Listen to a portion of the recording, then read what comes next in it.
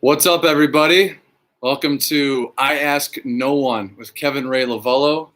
Honored to have you join me. First time going live since April, so welcome. Yeah. Well, hey, Steve Wood, cheers, man. Happy birthday. It's your birthday tomorrow. You turn 33. Cheers. Hope you're enjoying your day, whether it's today, next week, 13 years from now, my kids watching this someday. Thank you.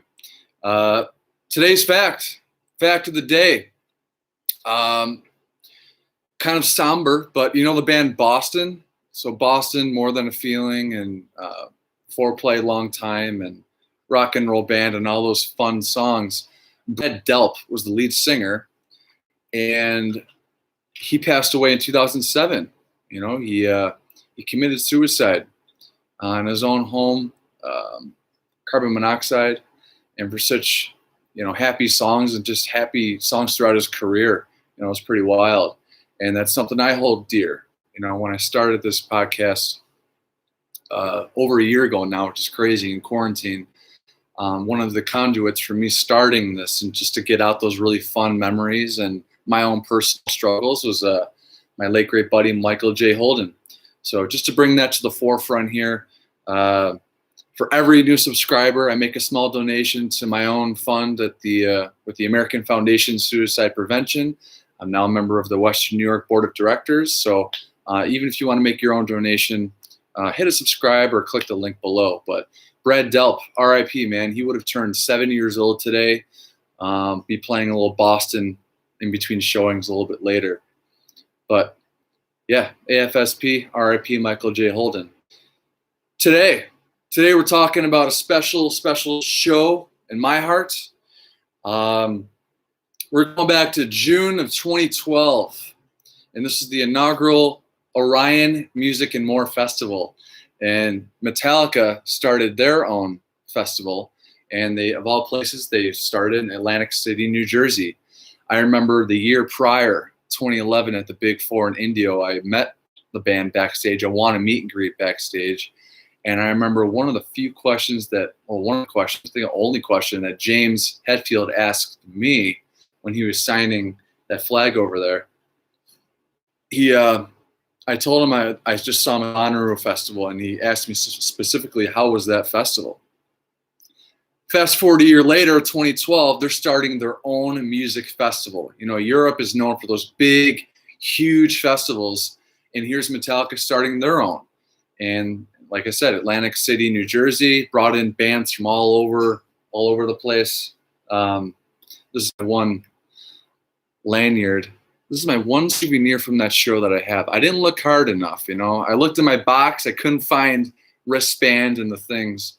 But these are just some of the bands that were there. Metallica to Avenged Sevenfold to Arctic Monkeys. Eric Church opened up for them, direct support. I remember he had his Jack Daniels right in his holster there in the front of his microphone. Really liked him. Yeah, Suicidal Tendencies, Hot Snakes, Sepultura, King. Yeah, there were a bunch of bands. There was the Jim Brewer Heavy Metal Comedy Tour. The Orion Music and More Festival. Orion is a song from their one and only master of fucking puppets. Yeah, Eric Lyson, former guest, I Asked No One. Click the link above for his fun-ass episode. What's up, Eric? Skål, brother. Ghost played night 2. So Orion Festival. Orion's a track. One of, I'd say, Cliff Burton, late great bassist, his swan song off the Master of Puppets record, which has been registered in the Library of Congress, Master of Puppets for life.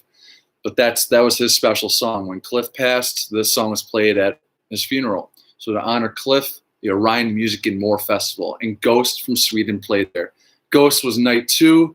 I must say I caught the ass end of their set. I wasn't too interested, but now I am a very big Ghost fan. Oh, yeah, and we'll get to this in just a second.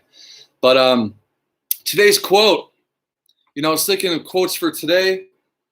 Wildness is the preservation of the world, so seek the wolf in thyself. Line from Of Wolf and Man.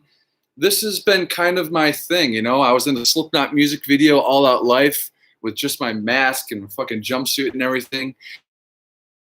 But you saw a guy with this ring, that was me thrashing about. I just had diamonds recently put in the eyes to match my blue eyes. But this wolf ring, man, this is my Horcrux for any Harry Potter fans out there. This is fist bump them all, and maybe you too, or hopefully someday. So I got this 2-day shipping before we left to Atlantic City, New Jersey to go see Metallica. It was myself, my twin brother Ryan, good buddy Matt McCarthy. Matt, congratulations, brother. Just got married 2 weekends ago. Steve Wood. And then, you know, we met up with our global friends from around the world there. And I introduced my good buddies, my brothers from Buffalo, New York, to all my friends. And that includes you, brother Eric. And Eric, man, I'm going to share a picture on my socials here soon. But, dude, there's a picture of us three, my twin brother Ryan, Eric Lyson from Sweden, and myself. Hard to believe, dude. It's been since 2012. Us three have been together. So let's change that soon. Now that the world's opening back up, I'll be at Louder Than Life, you know, in Louisville, Kentucky. Hopefully we'll see you at that one. But if not, soon. Ryan lives in Athens, Greece. Ryan's also tuning in. What's up, Ryan?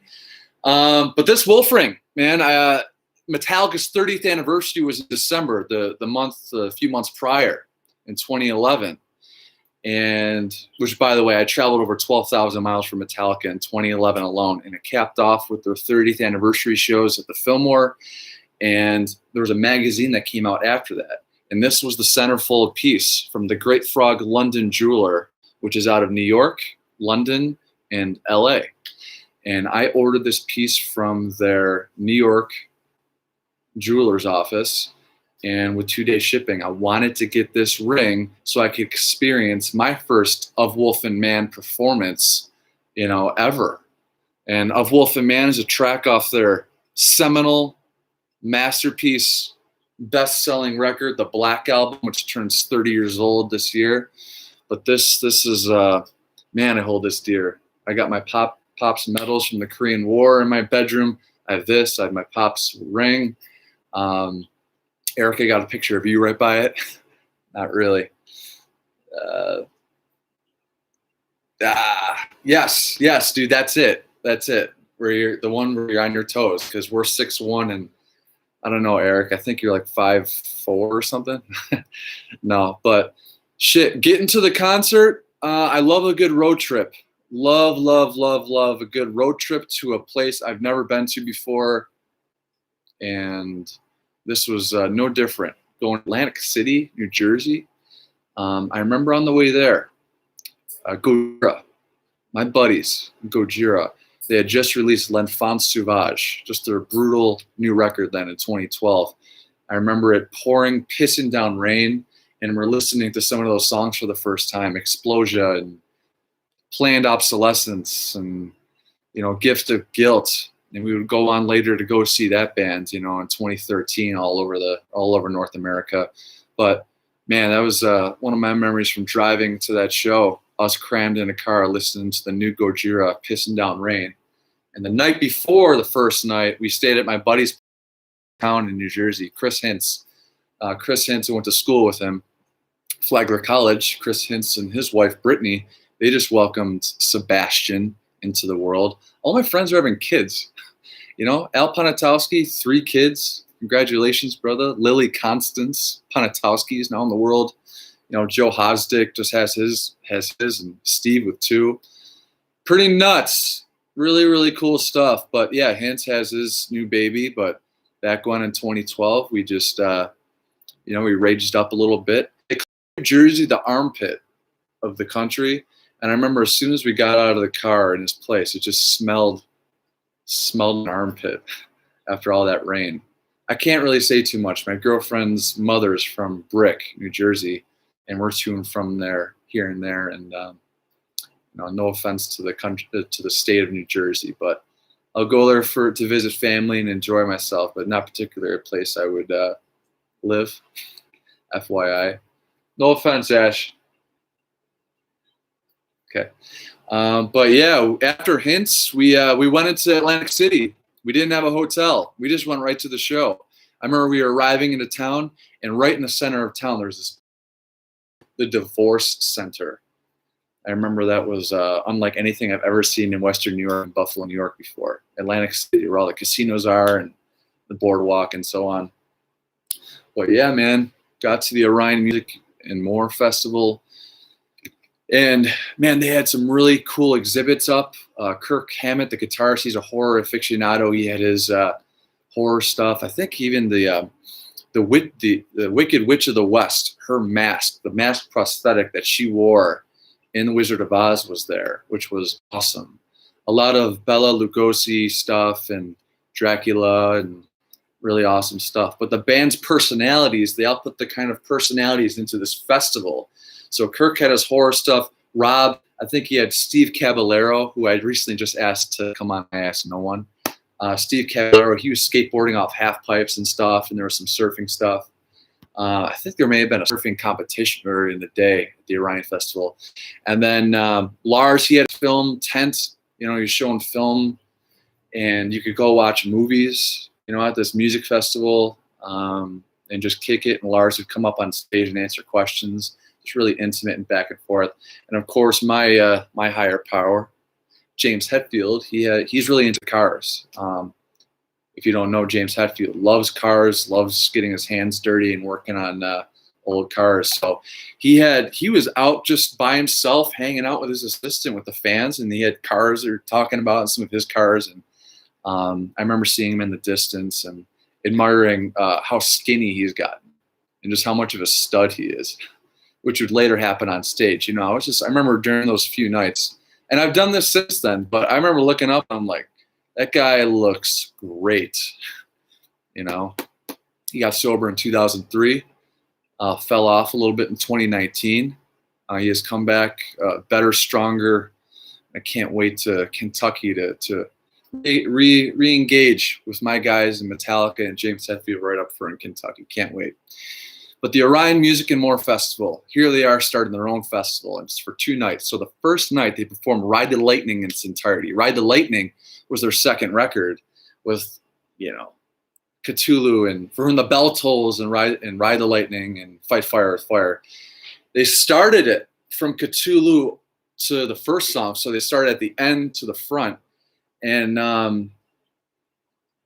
remember just before they came out on stage, though, Eric, and I struggled with this for like 2 years, bro. You offered me a snake pit pass. So there was the stage, and then there's a bridge. You know, there's a bridge that they walk out of. And in the middle of that bridge, there's a snake pit. And I remember, Eric, dude, you looked right at me, and you had a snake pit. You're like, this is for you. And I'm looking at my friends, and I'm like, oh, you know, do I bounce? I was so close to bouncing, but I didn't. I didn't do it. And yeah, I kicked myself literally for like 2 years for not being in the snake pit for Ride the Lightning. I've recovered well since then. In fact, it was later that year I was in the snake pit for the Through the Never filming up there in Vancouver for the few nights, again with Eric and my friends from all around the world. You know who I'm talking about. And yeah, I was just struggling with that. So thanks, Eric. But yeah, the band kicked into Ride the Lightning, and the Cthulhu, they had this intro tape right before Cthulhu starts. For a while, my Instagram name was Cthulhu Kevin. And Cthulhu, not many people know this too, but Metallica, James Hetfield, he was asked years back, what's his one regret of over the year in this career? And he said, not naming Cthulhu the actual name. So the Cthulhu is a sea monster in the H.P. Lovecraft mythos. And it's spelled so you can't even say it with an English tongue. Cthulhu, whatever. But Ktulu, you know, they played a few songs, then right into the Ride the Lightning record. And I remember, again, before that show started, I'm sorry, these things are kind of flooding back. There was a guy that came up to me in a really big camera, he had an assistant, and he looked me right in the eyes. He's like, what's the first thing that comes to mind when you hear Ride the Lightning? And I remember I was just so into the moment, I couldn't even like, I don't know, fucking Ride the Lightning, man. And if I could go back then, I would have let that guy know that before hockey practices and hockey games in the car, Ride the Lightning always got me going, man. But I was just like, it was really cool, man. Ride the Lightning in its entirety coming through. I'll post a link below of what we saw. It was just the video that they had from the old days and the lightning and the thunder. I get the chills. I remember looking to my left and Christian's right here, and his jaws just dropped, man. Love you, brother. Score. And yeah, they went right into that set, dude. It was 2012 was the year that I really did a lot of headbanging. I remember in particular, I did a lot of headbanging at that show. And it's like I said on the last episode with Mark Heilman of Suicide Silence. I'll post the video right above. Check it out. We were talking about damage to our neck over the years, and we agree it's all worth it. I mean, I'll be driving my blind spot. I can't really check my blind spot, right? I gotta turn to check my blind spot when driving. But it's worth it. And what a day that was. Night one, getting that again, looking up on stage. Just they played Hell and Back. Hell and Back was a song that they debuted at the Fillmore, the 30th anniversary shows. It was a B-side off the Death Magnetic record. I remember really enjoying that song. Yeah, Trapped Under Ice was a ball. And to this day, getting that Ride the Lightning song track too is, I may like that even more than Harvester of Sorrow live. Yeah. But that night finished up. I remember I couldn't stop smiling at all these shows. I can't stop smiling. And we didn't have a hotel, so we had to get a hotel. And all the hotels are taken up, right? We drove just a little bit out of town, and we just picked a hotel, went there. And I remember going to lay down, and there were ants in the pillowcases. And Matt McCarthy, dude, Matt, you left the hotel room, you went and slept in the car. And it was humid as fuck. You went and slept in the car while we slept with ants in a piece of shit hotel for our first night. But it's a long way to the top if you want to rock and roll. And it's just part of the experience, and wouldn't trade that for anything, man. But night two rolled around. So night two, they were playing the Black Album in its entirety. And just real quick, I mean, the Black Album, like I said, 30 years. The record came out 30 years ago this year. And that's going to be in August. And Ashlyn, do you have anything to say? No. All right. She's good. But the Black Album came out in August of '91. And I'm going to be having some pretty cool guests coming on in August. I want to just focus on that Black Album. I was 15 when I first saw Metallica. And not too long after that, I started working out. And I remember we were in our basement with this little Solo Flex machine, my brother and I, and I remember hearing Wherever I May Roam for the first time and hearing Hetfield repeat what he just said in that first, and the earth becomes and the road becomes my bride, and the road becomes my bride. And just always had an attachment to that record. That's why I named this podcast I Ask No One. And that Black record, man. The box set's coming out. Can't wait. So we're getting the Black Album in its entirety. They started Struggle Within down to Enter Sandman. They finished it off, so they went back to front. And that was the American debut of the Struggle Within, My Friend of Misery, Keith, and the debut of, I think that was it, the My Friend of Misery, Struggle Within. And then The God That Failed, when that came out in track 10, that was actually God That Failed was debuted in Buffalo, New York, 1994 at Darien Lake. Pretty awesome. But the Don't Tread on Me came around. Don't Tread on Me was, when they went to relearn this record, Don't Tread on Me, the American debut of Don't Tread on Me as well. I remember Hetfield mentioning, and this is 2012 Hetfield, in that interview, mentioning how weird it was to relearn some of these lyrics. He was wondering where he was coming from, because it got a little patriotic, it got a little, maybe say cheesy, but Don't Tread on Me, I still to this day think it's Jason Newsted right in the middle going, play, Pry You Took, and Don't Tread on Me. Jason Sikoti, my team lead in real estate, he's got a Don't Tread on Me flag in his front yard. And I love that song, man. I have a buddy, Jim Treadway. Don't tread on me, tread. But there's a lyric in there. Quick as the blue tongue poses a lightning strike. Quick as a blue tongue, like a snake. Which fuck, I should have wore that black shirt that I got there. But this shirt I wore there. It's like this shirt out of retirement for just this episode. But quick as the blue tongue poses a lightning strike. Don't tread on me. I remember Christian like hitting me for that. Maybe that lyric reminded him of when I used to sing that song in college, and he really hit me. And that was a pretty cool moment to have with him. But God, that Black Album was so fun. Just real quick, this shirt though, Hamburg Fairgrounds, New York, 2008, Erie County Fair. I cut these sleeves in college. Kind of squeeze in there a little bit. But on to Wherever I May Roam. Wherever I May Roam is the ultimate do you, song, be me. And just looking at some of these comments. Guys, thanks a lot for joining. This is cool. Dude, how many Misery when they did that harmony thing with the crowd? Yeah, goosebumps. Totally goosebumps, man. And I didn't see that coming, My Friend of Misery on the Black Album was supposed to be an instrumental up until one of the last recording sessions for the Black Album, One-on-One Studios, North Hollywood, California. In 1990, recording that shit. Maybe it was early 91 that they decided, okay, we're going to put some lyrics on it, what James did. It was going to be Jason Newsted's, Orion. And that bass line, I love the bass line. But yeah, there's that middle harmony part with the whoa. Join me, Eric. No, it's the best I got right there. But I couldn't keep up. Like you would do the vocal harmony. And Eric, I remember looking at you in the snake pit. You're right there in the snake pit again.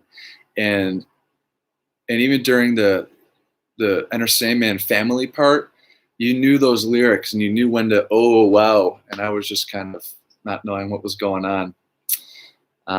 Hannah likes the Wizard of Oz song and Oreo.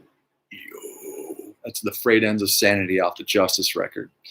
But the Black Album, staying to that, Wherever I May Roam song is my number 2 favorite Metallica song ever. Unforgiven, one of my favorite Kirk Hammett solos, The Unforgiven, that almighty ballad. I remember Dave Mustaine years back mentioned in an interview how when the Black Album came out, he never heard James sing with soul like that, like on Nothing Else Matters. And Unforgiven. And then Unforgiven, I think, will go down as one of the great Metallica songs, start to finish, as far as all genres covered. Love The Unforgiven. Love the imagery on stage. I remember after they finished playing that song recently, James says, "Forgive yourselves," as the lights go black. And I remember having some rough years and hearing that, forgive yourselves. Song Unforgiven is about, and James doesn't say this too often, man. With his music and his lyrics, he keeps it very ambiguous.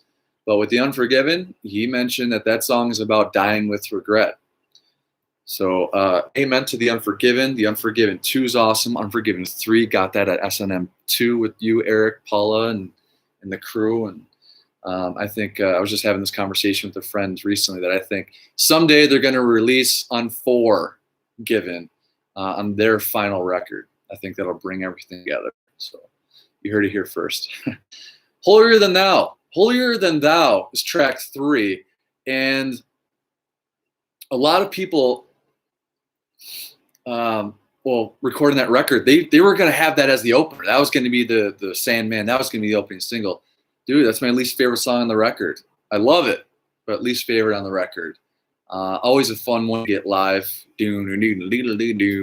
But Sabbath True, track 2 is, it's in my DNA. I don't even love that song. That song is me. That song is about duality. And that's one of the things Hetfield said in that interview. He keeps it ambiguous, but he says Sabbath True is about duality. You got the good side and the bad side in all of us, hence the skulls and the artwork. Sad but true. I got a cymbal back there. I cracked my first time. I cracked on the outro. I'm you, Sabbath. And it sad. I talked about it a few weeks ago with Mark Heilman, Suicide Silence. And Sabbath True would be the one song he'd perform with Metallica if he was to choose one. He's a diehard Metallica fan. Everyone's a fan of Metallica. Greatest American band in the world. Right? Greatest American band ever. Grateful Dead, Kiss, Aerosmith, Boston, R.I.P. Brad Delp. But chance I get to say this with my friends, family, or people that just meet me and ask me what this ring is, I just gotta say, you put 50 or 60,000, 100 on a field or in an arena or whatever, you'll never see a more communal, fist bumping, jumping. Limp Bizkit could get people going. Stein, as far as a globe, Iron Maiden, but Metallica. There's the big four, but they're the big one. And Metallica. Next track goes Enter Sandman. Eric, nice job keeping up with the We Are the Family thing. I remember in the middle of that song, James stopped and he started this We Are the Family. I forget how it went, but I remember, Eric, you already saw this happening overseas and you were singing with them. And it was very admirable. Very, very awesome. Looking at some comments here. Hannah, thank you for joining. But damn, the Metallica, the Black Record, they finished off probably with Seek and Destroy. There was a picture, which is the thumbnail for this episode, where you got Matt like this in front of Trujillo, which was us just right up front there. But how can I not mention Of Wolf and Man? I mean, I didn't mention Through the Never and Of Wolf and Man. Through the Never, first time in 16 years they performed that. We were there, me, Ryan, and Christian, Tampa Bay 2009. Unbelievable. Another Christian jaw-dropping moment. But Of Wolf and Man, this, and wildness is the preservation of the world, so seek the wolf in thyself. My spirit animal is the wolf. This is, I remember the whole entire show, all right, the whole show up until Of Wolf and Man. James did not come up to our mic. Here he is. I get the chills walking down the bridge right after God That Failed for Of Wolf and Man. I'm like, are you kidding me? Some cosmic things going on. It was pretty wild. And all of a sudden, you're like, bah, bah, bah. And this drum kit, one of the first songs I ever learned was Of Wolf and Man.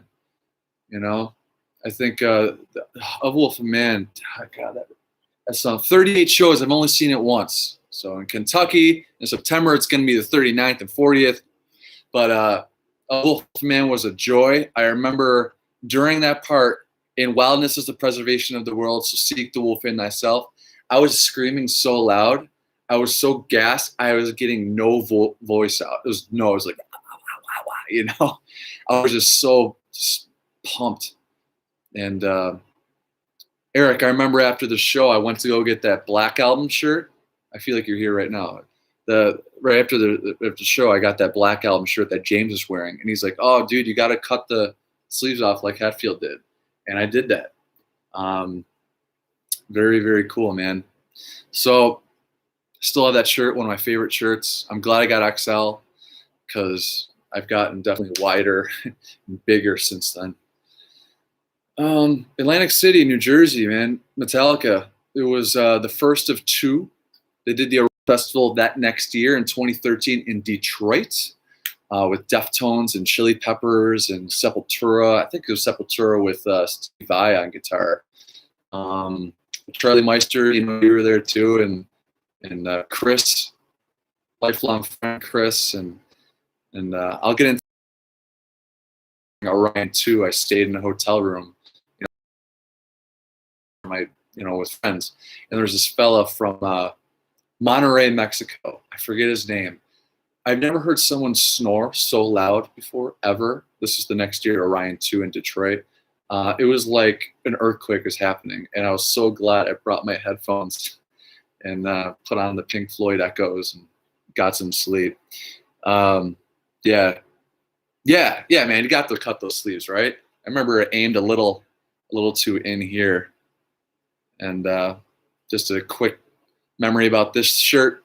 This shirt I wore in January of 2011 when Korn and Sevendust and Disturbed played the Main Street Armory in Rochester, New York. It was the first show I ever went to by myself, January 2011. That'll make a really good episode future time. But I remember I was front and center, and people were really tearing at this shirt. A lot of craziness was happening. But the Orion festivals, James has later said that they lost a lot of money putting those on, a lot of money.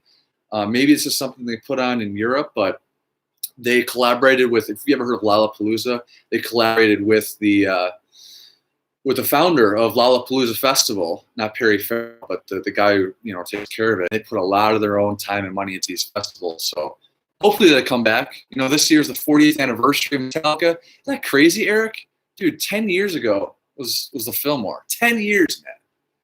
I mean, it makes you think what they're going to do for the 40th.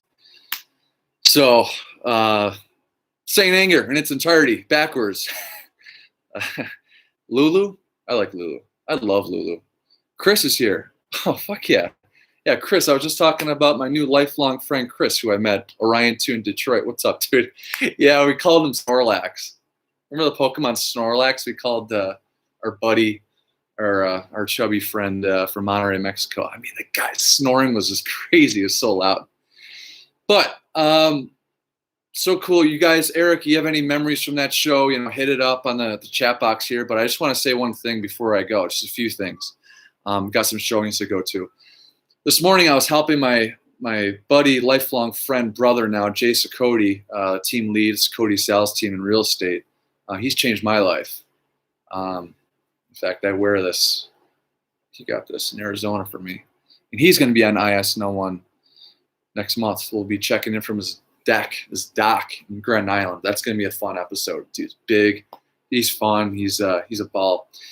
But I was clearing out, we have a new office, and I was clearing out a forest, carrying a lot of logs, commando style, Arnold Schwarzenegger, John Matrix, and had a really good workout this morning doing it. But one of my buddies, Kilby, who he lost his only sibling, his brother, last year. So R.I.P. to Ruby's family and our thoughts and prayers. But Kilby, he asked me a question: what do you plan to do with your podcast? What's the end game?